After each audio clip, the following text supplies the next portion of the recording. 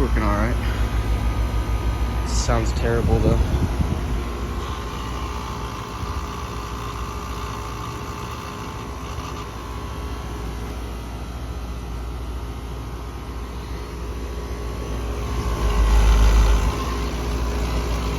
That's not vibrations, that's the compressor.